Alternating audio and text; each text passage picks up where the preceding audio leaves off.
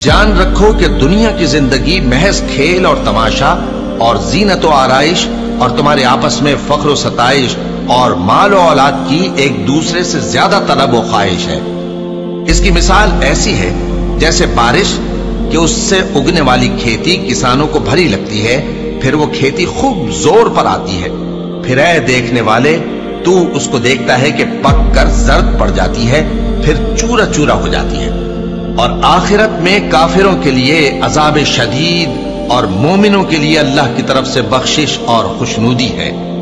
और दुनिया की जिंदगी तो धोखे का सामान है। बंदो, अपने परवरदिगार की बख्शिश की तरफ और जन्नत की तरफ लपको जिसका अर्ज आसमान और जमीन के अर्ज का सा है, और वो उन लोगों के लिए तैयार की गई है जो अल्लाह पर और उसके पैगंबरों पर ईमान लाए हैं। ये अल्लाह का फजल है, जिसे चाहे अता फरमाए, और अल्लाह बड़े फजल का मालिक है।